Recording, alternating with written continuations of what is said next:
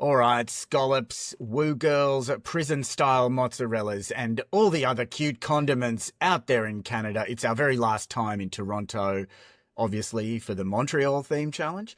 This is Not Top Scallop, episode 10 from Austin, Texas. I'm Johnny. And from Baltimore, Maryland, I'm Christy. And this is a conversation about Top Chef. Yes, mate. Yes, it is. I think there's a fair bit to this is an episode that's a conversational kind of episode. Not necessarily because it was really good. Not necessarily because it was terrible. But if anything, just confusing. Yeah, me like, yeah, it's that thing. Look, at least we're in that spot in the competition. It's the sharp end, right? 6 left, 7 left, whatever. I guess we had 6 left and now we've got 6 left. Again, but nowhere to hide, no mistake, no more last chance kitchen. If you go home, you go home. Yep. That's it. So there's that. 10 episodes of Top Chef, all in Toronto, most of the season. Do you remember how many got us out of the studio? We went onto the overpass. That was 1. Okay, so 2. 2. We went around the CN Tower. Tower and Niagara Falls. Yeah, okay. So really, fuck all. And Niagara Falls wasn't even a challenge. It was just like, oh, we've set this thing up for you. Yeah, have a trip on a boat. Yeah. It's really fucking stupid. Yeah. And then instead of taking them, I mean, they walk into the Top Chef kitchen and they see a bodega or a dépanneur. Instead of taking them to an actual dep, they just in Montreal, you mean? Like actually take the show to Montreal? No, we're just going to bring Montreal, to the studio. Okay, great. Yeah. More, yeah. Look, so there's that, I agree with you. I'm like, okay, cool. I see it. I see what they're doing. That's cool. It would have been great if they'd done that for a Montreal challenge. Like, okay, so, this is a famous thing in Montreal. It's too hard for us to shoot there. We're not going to send you to one. So we'll set the thing up and then the main challenge can be in Montreal. Oh, fine. But it's like we're not even going to fucking Montreal. Anyway, look, have you been to Montreal? Do you know anything about it? I don't know. No, I don't think I've been to Montreal. I was at a convention this week here in Baltimore, Maryland. And met people from all over the country in the automotive business. And one lady was from a tiny little town in northern Canada. And she was talking about Quebec and Quebecois and how much they hate everybody who's not really them. Yeah. And that they want to secede from Canada and just be their own little Frenchy nation and hate everybody, apparently. That's what she said.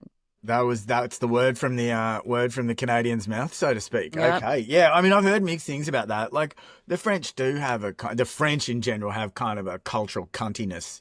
And obviously the Quebecois, maybe they have really distilled that down into a deep hatred, but I can't say that with any certainty myself. So, but depending on your dépanneur, playing shop, dress the kitchen up as a dep.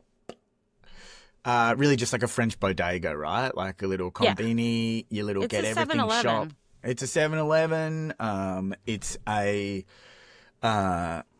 like a liquor store in Detroit that sells liquor, cigars, nappies, basic canned food, and like, okay, that might be the only place you're shopping tonight, but on we go. Got all the things you need if that is the only place you're shopping tonight.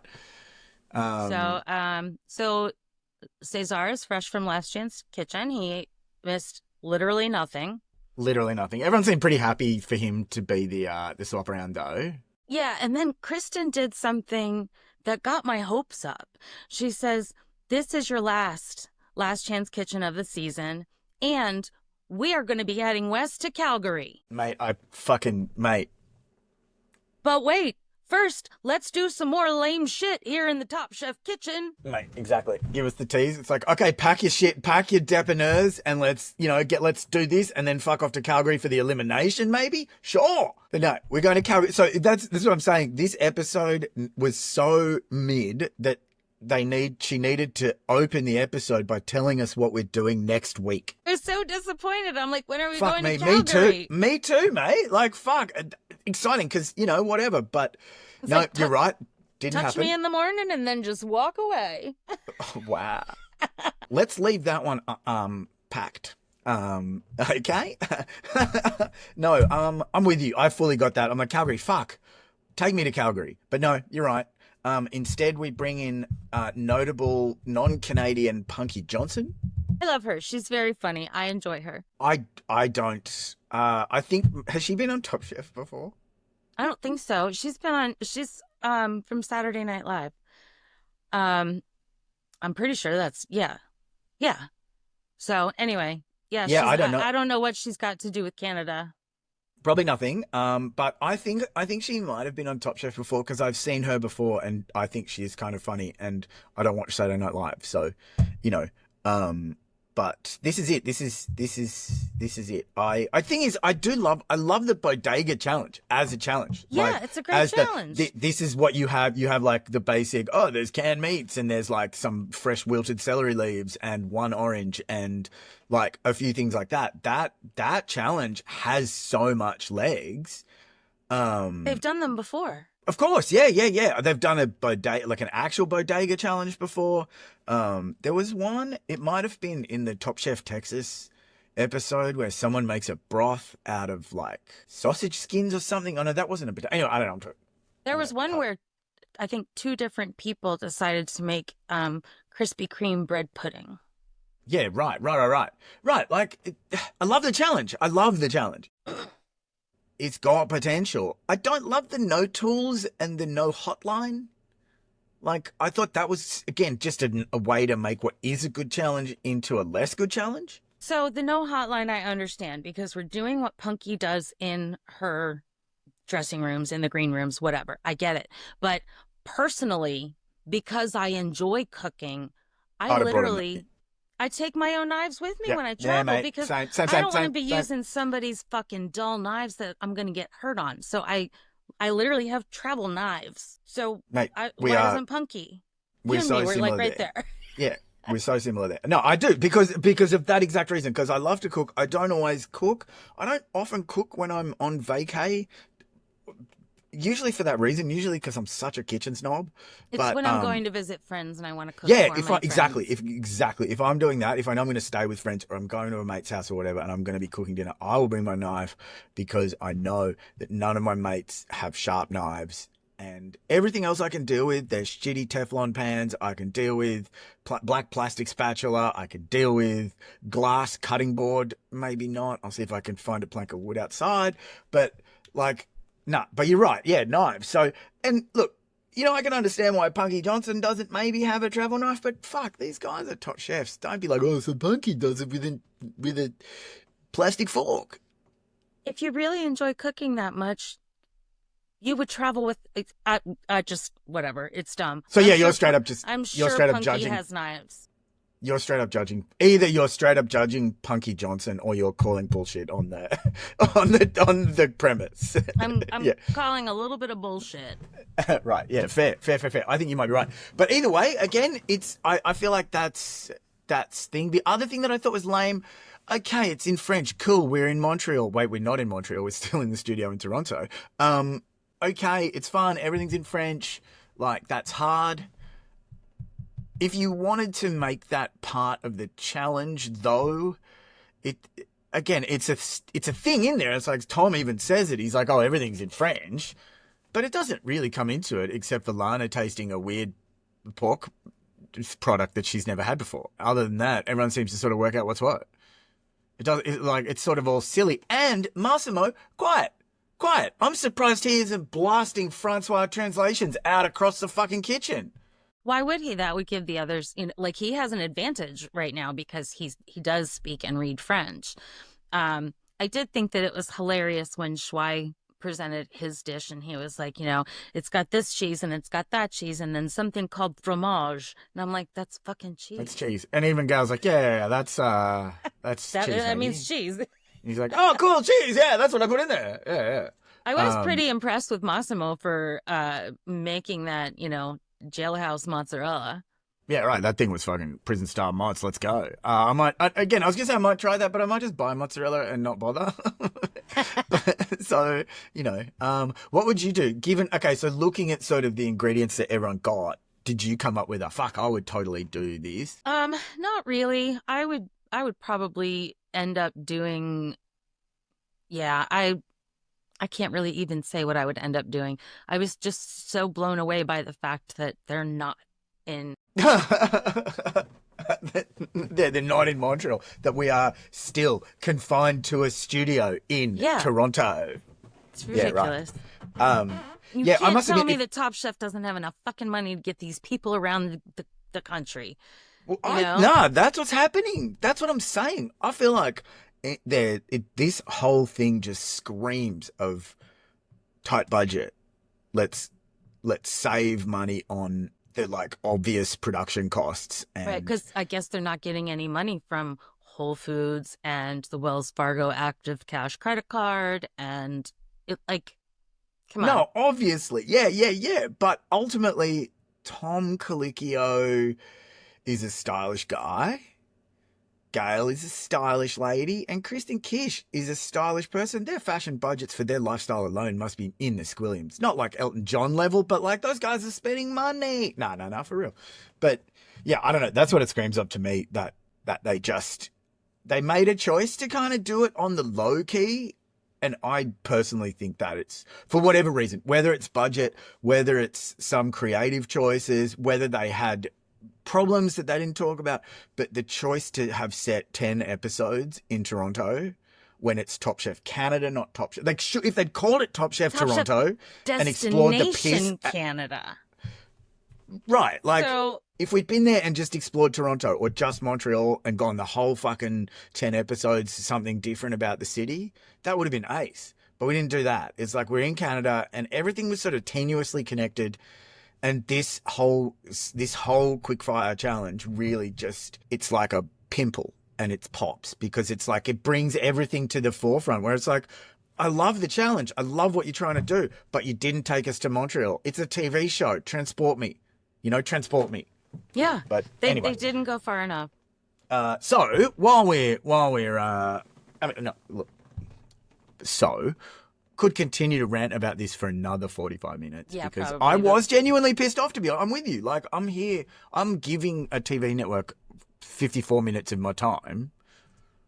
I want something back. I would like to see more of Canada, please. Right. So yeah. So I liked Caesar's idea for the popcorn grits. That was really creative.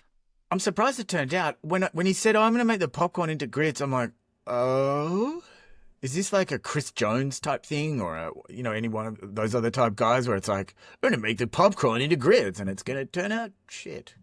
I mean, apparently But it he obviously lived didn't. on that in Chicago when he first So- moved there. So, Right.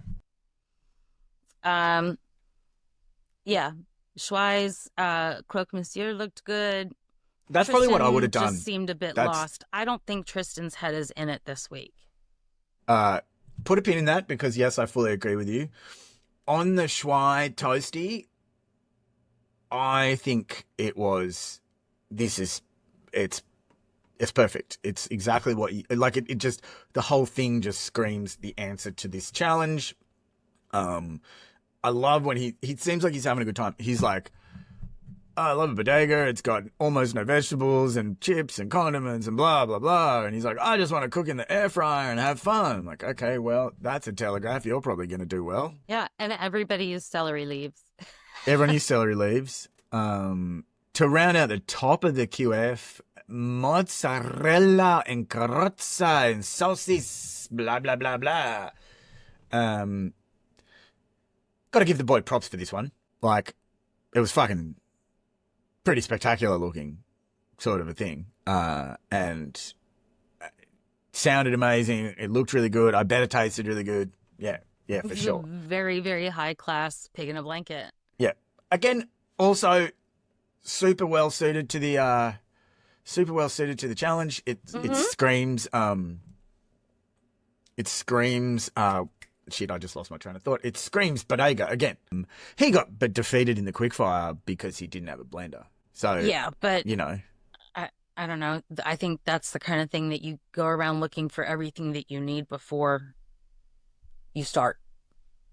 So if your idea is to make a blended soup, make sure you've got a blender, especially when they were so limited as to In a what they could restricted use. challenge. Yeah, Christy, that sounds very straightforward. Yeah. Like, if you're going to need a blender, get it first and make sure you have it. Mise en place. Sure. That includes your, tools. You got to have I literally will do my mise en place before I make anything. I have everything set out. I have all of the pans, all of the blender. I have everything ready for me. And I am not a chef. Yeah, I'm a bit the same. I kind of do like a cascading thing. I'll start with the things that, like sometimes if you're going to sweat onions for forever, do them first, put them on, and then continue the rest of your mise en place. But I think that counts. Yeah, so Tristan, bacon hot dog, yakame broth, kraut peanut, and croissant croutons. It did not sound good. I don't know about you. Whenever I hear peanut soup, I think I don't want that. Yeah, I don't use a lot of peanuts in cooking. There is a peanut dressing I've been making lately. But that's, I don't use a lot of peanuts in cooking. And like when I'm doing pad thai. Sure, yeah. There's like a bunch in those regional style. But I also dishes. don't know a lot of like African food, and I know that the African food does have a lot of peanut soup in it and peanuts in general because it's one of the staples. Africans are peanuts, yeah. Yeah. Africans are peanuts. Jesus, I have to take that out. Peanuts are African. Peanuts originally come from Africa, I think. I'm not sure about that, but I mean, I know that it's a big part of their cuisine. I do want to learn more about it. I am really impressed with some of the things that some people have done, but I need to go eat it now, What do you think about Vinny and his weird thing? I didn't mind the idea of the Uncrustable, but he didn't make a good choice as to what was going to go in it. Two squidgy things. Either foie pate and ham. That probably would have been nice. Sure. Or goat's cheese and ham. That probably would have been nice. Just bang them two together and it's like, I can see how that's like a really sludgy, too gamey and two different, like the foie has that real bird liver tang. Funky the goat in very cheese has different that, ways. Yeah, two fighting, the funk fight each other. The funk's going to fight. Agreed. Yeah. So not good. But, again, what do we do here? It feels like he kind of was a bit stoked with himself too. Yeah, he was like, he kind of always is that way. He thinks that he's got a great thing that he's about to make, and it doesn't always work out for him that way. I think that he's still in the middle of learning who he is as a chef and what his style is. I think that at the beginning it was all, my mentors taught me this. I made this at the Nomad, blah, blah, blah. He's finally realized I have to make my own food, but I don't know what my own food is yet, I think is the problem. Yeah. Obviously you and Tom Colicchio agree on that matter. And, again, you could look at this weird pate en croûte as an exploration of who he is, but perhaps one that should have been done in episode 4. So, all right.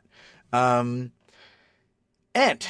once again, Lana, the disappearing ham and cheese waffle, I think she should go home for this alone. Like, I think they should have stopped the show and said, you know what, Lana, this is fucking stupid. Go home. This is the most basic thing we've ever seen cooked on Top Chef. Sorry, but you can't continue. No, I'm sorry. It had to have been better than that fucking Uncrustable. I must disagree with you. Sure. Okay. So it had to be better than that. Yes. In terms of putting it in your mouth and not going, I agree with you. In terms of you are now vying as one among 6 for the title of Top Chef, right? If you're going to make a ham and cheese waffle, I'm feeling you. A Gruyere waffle, a ham and Gruyere waffle, fuck yes. That should be perfect. I make a version of that so often, and for me, the secret is using pre-bagged Korean pancake mix, and a little bit of butter in the mix, and it Mm-hmm. just gets crispy and church windowy and perfect. The Gruyere goes like that brownie. Yeah, man, like she could have done a cheese waffle and like a ham sauce or something. It could have been the same level as Schwei's croque monsieur, but she just went, I'm gonna make a ham and cheese waffle and then do it on the, and it's too basic. It's just a not cute. Yeah, I mean, not everybody did a great job in this challenge. No, no, no, no. And okay, so did you notice? Did you notice at the? Yeah, and look, sorry, not everybody did a great job in this challenge. You are entirely correct, and the results are not sort of surprising at all. They really just speak for themselves. You know, like Schwei's croque monsieur looks good. Old mate's back on degree, the Massimo's thing looks good. And what was the other one? Cesar with his thing, with the corn thing, that sounded fantastic if it worked, and it did. So great. And he obviously comes through with the big and if win. it didn't work, that sounded horrible. So I'm glad that it worked. Yeah, like, but the other three, I feel sad for Bailey. If she hadn't fucking wrecked the ham in the toaster oven, I reckon that would have been good. But the way Punky it was, said she also like over toasted it. It it sure, was like cutting the top of her mouth when she was trying to eat it. And I personally hate that. absolutely hate that. You hate that. Wow. Do you want to, okay, if there's anyone in the world who like, no, actually that's my kink. I'm a toast mouth kink. I Hey want to man, meet don't you. kink shame anyone. Not at all. No, no, never would. Never would. I celebrate all perversions equally. Yeah, absolutely. So, yeah, anyone out there who gets off getting the roof of their mouth torn up by over toasted sourdough, hit me up. But yeah, yeah. Overall, now I don't know. At the end, I don't know if you noticed, but at the end of the quickfire,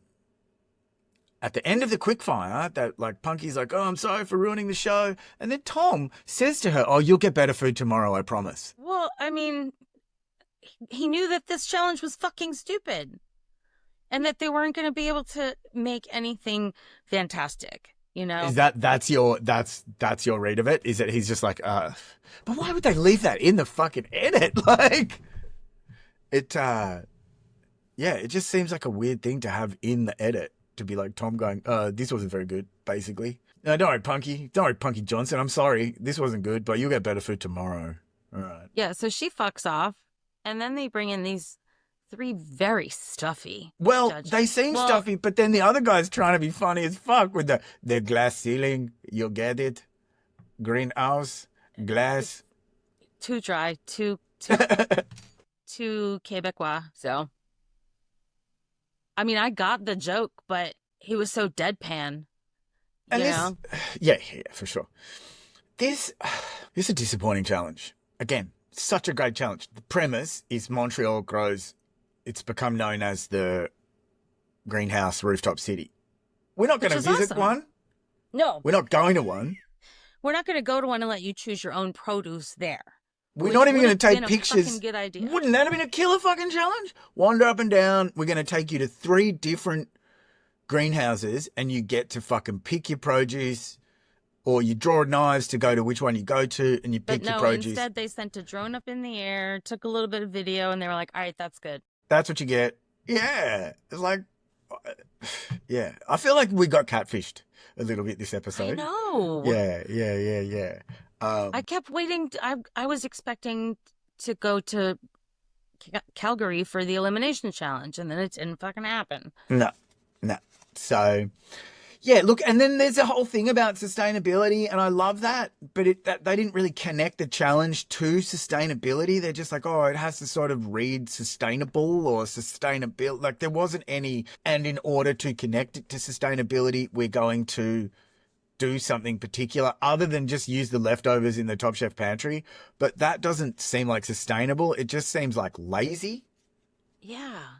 So, you know. And if we're going to donate everything that's left over when we're done here, then why not instead of what's left over in the Top Chef pantry, why not fully stock the fucking pantry and then you have more to give away Oh, to there's the even food that. banks in Yeah. the Well, area? yeah, exactly. Look, again, the whole thing, it's just like muddy and unclear. Like, if I was Tom Colicchio explaining this episode as a dish, that confusing, muddy, and unclear might be words that I would use. This challenge doesn't really have a voice. Tribute the seasons, but also the rooftop vegetables and the sustainability in mind. Like, what? What? Anyway, I did see. I mean, again, it was kind of, you get the obvious Lana and Bailey get the sisterhood edit. Like, we're And trying then to do help you each other believe out. that Schwei just found that letter that I was had a hidden in little his thought. bag? Yeah, I thought about that myself. I had a little think about that. Oh, I just found it. Like, Yeah. bro, how I many don't, times have you pulled your fucking socks out? I mean, when I go somewhere, if I'm staying more than one night, I literally will unpack because I like to do that. I like to have all of my toiletries set out by the sink and I like to have my clothes hanging up and, that's just what I do. Um, I'm a monster. I don't unpack. I was just in Detroit for a week. I didn't unpack. I lived out of a pile in the clamshell of my suitcase, but that's okay. It was a contained and ordered pile. Um, but I was only there for a week. These guys are shooting a TV show over the course of 15 to 20 weeks. I don't think Like, it's really that long. is it not that long? I don't think that they actually do a week in between each episode. They don't? I don't I know. thought they did. I would Or be. maybe they don't. Okay, am I looking like an idiot They don't now? have time for that. Yeah, right. That's 15 weeks. That's far too long. Um, right. Okay. So you think it's day after day after day? I think they probably give them a maybe a day break in between things, you know, Yeah, like right. recharge a little bit. Right, But right, right. yeah. Um, Speaking of recharging, apparently, this allegedly hidden note recharged Schwei, which yeah, cool. allegedly hit a note. It does have, as you say, the producer's hands all over it, but um, one way or another, yeah, definitely gave him the jazz. And I feel like he already sort of was on a bit of an upswing after that quickfire. It seemed like he was really comfy in the bodega setting, and so Yeah. this obviously pops him up and really clicks him into the just sort of relax and go for it mode, which is cool. He's grown on me too. He's sort of a fun loving. He seems like a fun loving kind of dude. Yeah. Yeah. I wouldn't mind hanging out with him. Right.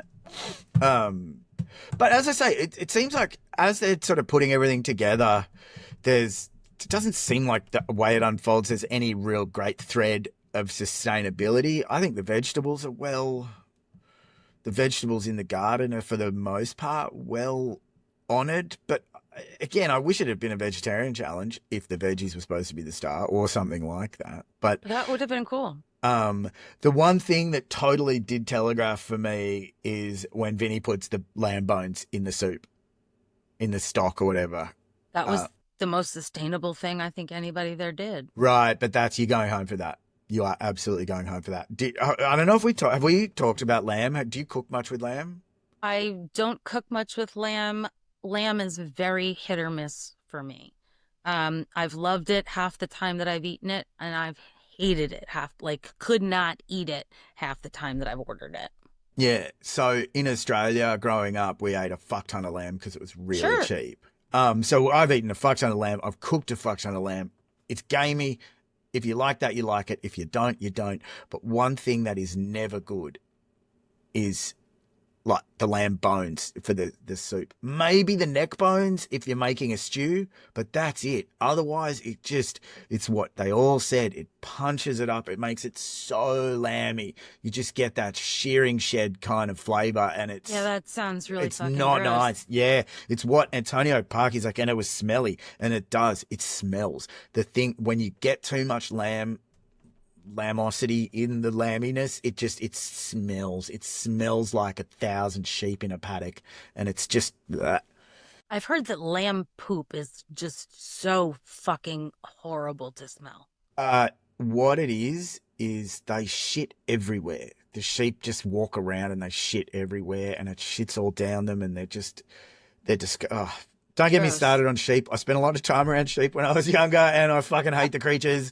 Yeah, they're. I will eat lamb and I'll wear a wool jumper, but goddamn if I want to stay away from them. Yeah, they do. They stink. They just stink. And that's what he's done. Whatever else he's done, whatever else, good, bad, or indifferent, that lamb broth, Gonna ruin it's it. gonna fuck the whole thing and make it the most unpleasant dish on the table, no matter what anyone else cooks. Like, I I feel wonder bad for why him. nobody at the Nomad taught him that. Yeah, I don't know. I'd say mentor failure there. Like, um, and ultimately, while we're talking about Vinny, foie gras and goat's cheese plus overpunched lamb, that puts him out the door. I feel like he never really rose to the challenge. No, and What you not said earlier. getting the garnish on all the plates certainly Right, didn't that's it. do anything in his favor. Yep. Yeah, that's the bow on the top. Well, seeing as we started from the bottom, do you want to go through them upwards from the bottom? Sure. Which would lead me next to our quarter German, lovely Lana, uh, who chooses a Spätzle. Yeah, I don't know. Would you make Spätzle for for Top Chef? I would not. I've never made Spätzle. Um, I have eaten it only a few times. I do enjoy some of the German food that I've had, but I've never gone that deep. Sure. I lived in Germany. There's some pretty interesting German food. There's some pretty interesting regional German food. I like Spätzle. But it's sort of a real homey kind of a thing, and it's one of those things that it's like got kind of vague mac and cheese vibes. Like, it can be really basic and shit, or Hmm. it can be really great. Looks like hers was kind of basic Yeah, then. unfortunately, I believe what the Frenchie Glasshouse McGee said was, is heavy and monotonous, but it tastes good. So at least it didn't taste and smell like lamb shit. Right. That said, do you ever want to have your dish described as heavy and monotonous? No. Not at all. Although at judges' table, she's the one that they say would eat again, and they sort of put her safe, so it becomes between Vinny and Tristan at the end. Yeah. See, Cesar was at the bottom too. Right, but they safed him up. Yeah. They safed him up from the beginning, and I feel bad for him because I feel like this could have been a really good dish. I don't know about the cream-filled tomatoes, but I don't know, but I did like seeing like his rooftop garden on his yeah, restaurant, that was and cool. that was kind of neat. It puts the little plant babies that are under his bed in a better, now I understand a little bit better. Okay, Is so if you were going to, so you would want to go to the plant babies as a second date. Like, you'd have to see the rooftop garden first, and then you could go back to the house if and I just saw see. the plant babies first, I would not have a second date. I Right, but just if you saw think, the yeah, rooftop garden first, then the plant babies, you'd be like, okay, all right, maybe maybe. fourth or fifth date, I you see. know? Okay, once you're in there, right? Yeah, at least he stays safe because of his excellent quick fire. If anything, this sort of is a bit of a mid dish that's is not the worst of the worst. So I he think gets that a through it. lot of them forget you're supposed to be making every single challenge, it needs to be the best fucking dish you've ever made. And I think that a lot of them forget that. It's supposed to be awesome and not just I made something, Right, it's you for the know? fucking win. It's Especially when we're this deep in, there's nowhere to hide anymore. So, yeah, and I mean, to be honest, if you look at all of the dishes on the if you look at all the dishes on the bottom, they're all there for a mistake. Well, Lana's, I don't know, the whole thing is a bit of a question mark for me, but um she said she was going to treat it kind of like risotto, and I'm like, you just said a bad word. yeah, don't. So, you look at Tristan's rolled cabbage thing, the Caraflex cabbage. Did you catch that? Do you know what a Caraflex is? Do you know did that mean anything No. to you? No. I might look it up because I fucking love cabbage. Yeah, I've seen a bunch of different kinds of cabbage, but not that one. Um, yeah, not seasoning the potato and And over over seasoning, yeah. seasoning the sauce. Plus, he was supposed to have what? Spring. Um, Spring.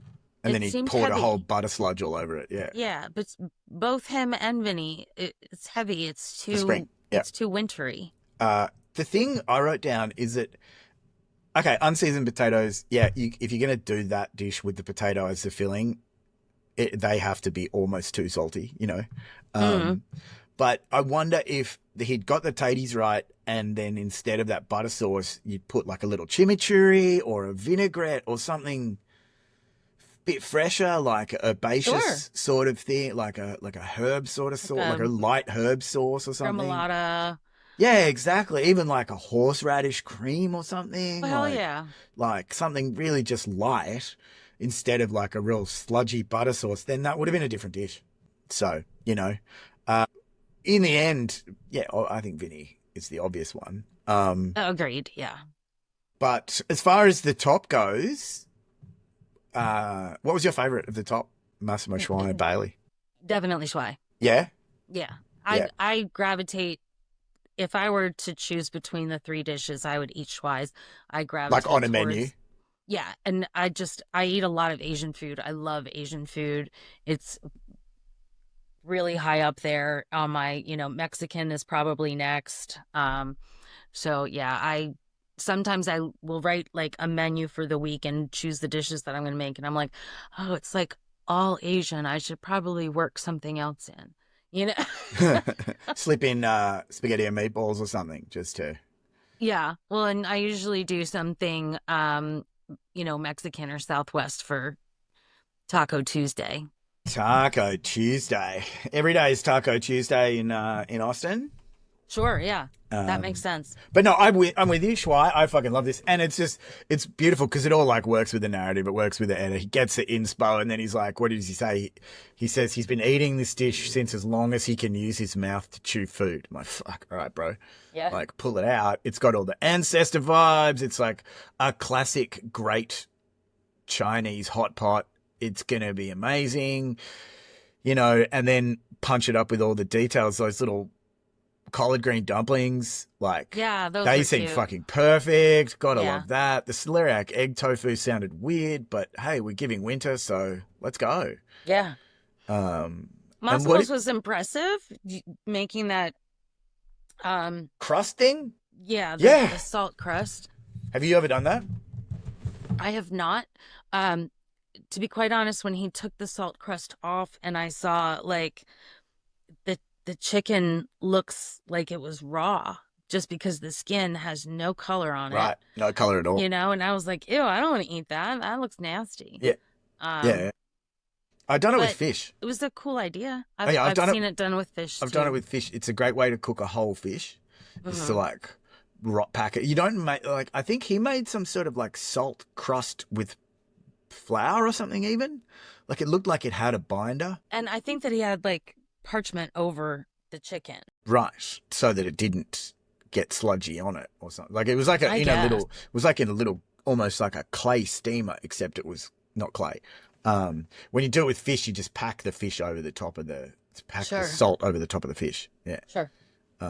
But fucking hell, man, like how the fuck do you test? You can't tell. Again, he rose to the Montreal challenge. I see exactly what the French lady with the wild hair said. You need something else for it to really feel wintry. But Yeah, I just didn't like her, so I don't care what she said. give me more on that. Why? I just thought she was What? such a snot, you know?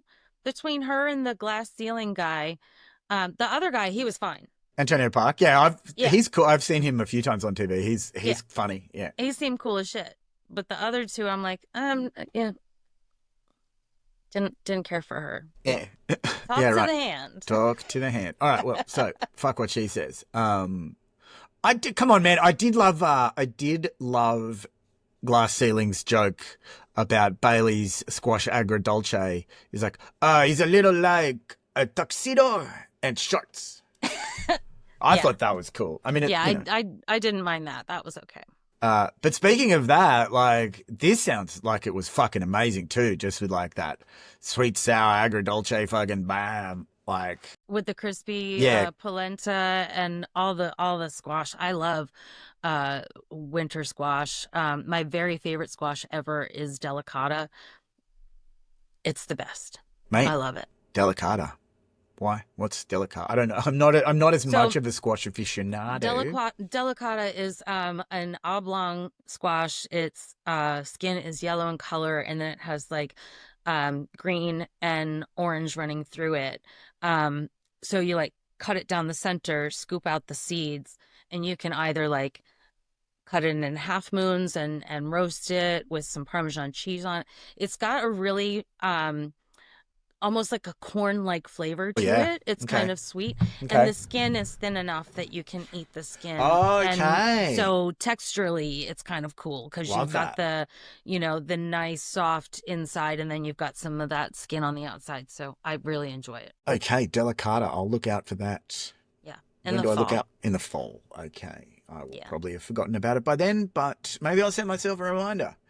Um, yeah, but I also can see how Kristen says it's a condiment, not a dish, like something that you might put on something else, like a sauce on something else. But it's still they loved its uniqueness. So I think that it might have been looked at maybe as a side, not necessarily a condiment. sure, yeah. But I mean, you're about to eat 7 dishes. They don't all need to be entree size. Sure, you're right. Yeah. They Uh, probably shouldn't all be entree size. there was one I remember. Was one challenge where Grayson Schmitz was like, "I'm from Wisconsin," and cooks a steak that's Oh my like God, it's it's bigger like than your yeah, it's head. like a quarter acre of fucking beef, and she's Yeah. like, I don't "Wow, know how to cook small yeah, things. yeah, yeah." But yeah, so obviously, Punky Johnson says that Schwei's hot pot could be her morning water, and that's what gets him the win. I don't know if that's what gets him the win, but he gets the win and some kind of sneaky advantage, which Is yet to be we don't know determined. about. I'm stoked for him. I think this is the dish that knocks off the challenge perfectly.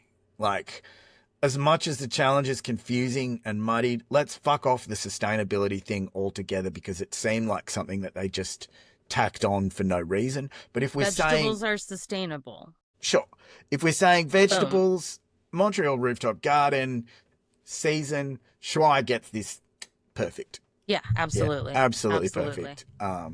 And it's a traditional dish that connects him to himself, but also obviously he does the little nod to the south with the what goes in it? Was it sweet potato that went in the dumplings? Sweet potato in a collard wrapper. Yeah, yeah, It's yeah, the yeah, collard green. yeah, yeah. I mean, sweet potatoes are a very southern thing Sure, too, but collard greens are that's the southern yeah, tip. Yeah, that's yeah. yeah. That I am not. I would love to say that I will try and make those, but I'm not going to fucking do that. No, I'm not gonna do that either. I hate making dumplings. I love making dumplings. I'm not gonna make it with collard greens and tie the little Yeah, because you have purse. to blanch each one first, but just enough so that it, blah blah blah, and then cook them again, and yeah, Yeah. So, uh, but no, I love to make dumplings. yeah. Do you have one of those little whoop whoop? Yeah, but I don't use it. I used it the first couple times I made them and stopped Just using it. freehand. Yep. Fuck yeah. Yeah, I haven't got the hands for pastry. My hands too hot. Okay. They say if you've got warm hands, good for pastry because it melts the butter out of it too quick. Hmm. So I find dumplings same. The doctors think I might be starting with Raynaud's, so I've got Joanne, the perfect hands yeah, for it. that is perfect pastry hands. Joanne, my wife has that. Yeah, same thing. Yeah. It's wild It is. It's weird. in the cold. Yeah. Yeah. It's really weird. Not All it, right. yeah, not anything. Anyway, what'd you think of Last Chance Kitchen? Yeah. Yep. Yeah, so like I said, Tom said it. It's this point of the season where the exhaustion sets in, and Yes. I'm exhausted after 10 episodes in Toronto. I'm so glad they're going to finally go somewhere else. Yeah, I'm exhausted of challenges that just seem not quite on the money, like that just seem a Almost little every single thing that they've done there, they could do in a soundstage in LA. The only two things they couldn't have done are the Made in the Mist thing at Niagara, Yep. and walking around the CN Tower. And the Toronto local neighborhood, like that's a thing, but when they went to the restaurants, but fuck man, every fucking good city in America and Canada has that. Yeah. So, or you can go to, Chinatown and right. Little Italy I was just in Detroit, and there's like two different Middle Eastern communities.